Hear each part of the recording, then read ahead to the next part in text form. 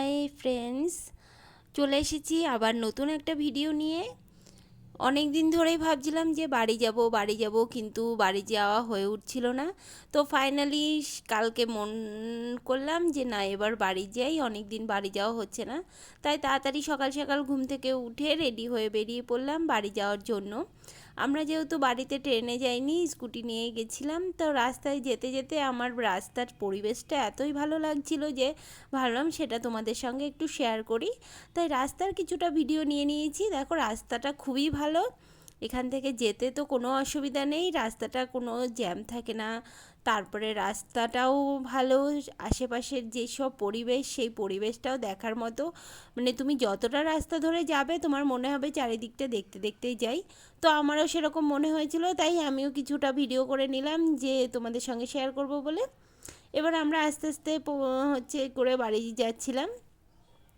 দেখো, রাস্তার ধারে কি সুন্দর মাঠ, মাঠে বিভিন্ন সবজি চাষ করা রয়েছে, তার পাশে কোথাও কোথাও আবার পুকুর রয়েছে। আর সত্যি দেখার মতো ছিল রাস্তাটা। তো আমরা এবার আস্তে আস্তে করে বাড়ি পৌঁছে গেলাম। বাড়ি গিয়ে দেখছি মা তো কত কিছু রান্না করে নিয়েছে, মা আর মামি মিলে। এখানে অনেক কিছু ছিল, 2 রকম মাছ ছিল, তার সঙ্গে নিম বেগুন ছিল, ডাল পোড়া ছিল, আর সজনে ছিল, অনেক কিছুই রান্না করেছে। তার খাওয়া দাওয়া হয়ে গেছে, তারপরে আবার আমি একটু বেরিয়ে পড়েছি ঘুরতে। এবার ঘুরতে গিয়ে দেখছি মাঠে ওরা সবাই মিলে খেলা করছে। এবার মাঠে খেলা করছে, তা আমি যাওয়ার পরে তা গুড্ডু বলছে, মাসি চল চল দেখবি বাগানে কত আম হয়েছে। তো আমারও ইচ্ছে ছিল, অনেক দিন ধরে বাড়িতে আসি না, আর বাড়িতে কত দিন ধরে বাড়ি মিস করছিলাম। আর বাগানে তো জানি যে আম হবে, এখন ছোট ছোট আম হয়েছে। তো আমারও কত আম হয়েছে সেটা দেখার খুব ইচ্ছে ছিল। এবার আমিও তাই গুড্ডুর সাথে বললাম, ঠিক আছে চল চল দেখি কতগুলো আম হয়েছে, কেননা এই আম হবে, আম কুড়োবো ঝড়ের সময়, সেই যে কি মজা সেগুলো না বললে তোমরা সত্যি বুঝবে না। আর যারা যারা মানে আম কুড়োয় তারা জানে যে এই আম কুড়োতে কতটা মজা। তো আমি চলে এসেছি, সত্যি সত্যি আম প্রচুর এবার বাগানে আম হয়েছে, মানে এতগুলো আম, এত আম। কিন্তু এত আম আর থাকে না, ঝড়ের সময় সব পড়ে যায়। এই যে আমাকে দেখে মুক্তা দৌড়ে আসছে, হয় না বাড়িতে অনেক দিন পর গেলে বোনরা যেরকমভাবে দৌড়ে আসে, ঠিক সেটাই আমাদের হয়েছে। ও আমাকে দেখেই দৌড়ে এসছে, আর আমিও তো থেমে থাকতে পারিনি, যেহেতু ও দৌড়ে এসছে আমারও এত ভালো লাগছিলো, আমিও দৌড়ে চলে গেলাম।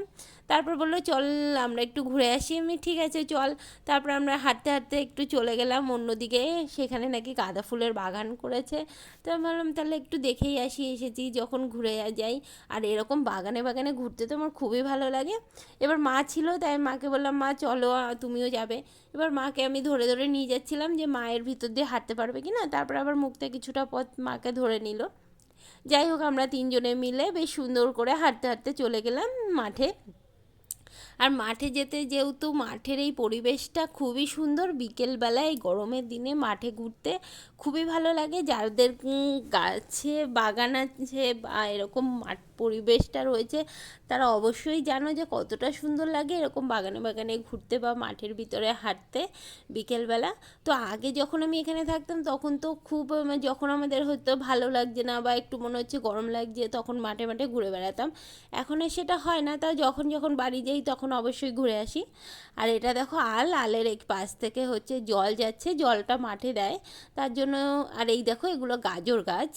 এই গাজর আগে আমরা কত তুলে তুলে খেতাম, গাজর তুলে নিয়ে ধুয়ে ধুয়ে খেতাম, খুবই ভালো লাগে এই গাজরগুলো খেতে।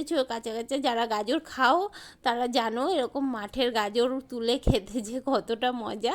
যাই হোক, আমাদের তার পাশেই ছিল গাঁদা ফুলের বাগান। তো আমরা সেখানে চলে এসেছি।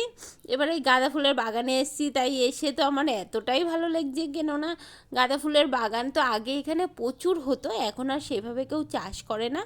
এখন অল্প জায়গায় চাষ করেছে, তাও ভালো, তাও তো কেউ চাষ করেছে। অনেক টাইম তো হয় এমন যে কেউ চাষ করে না, যেহেতু সেইভাবে একটা লাভ হয় না, তার জন্য নাকি চাষ করে না।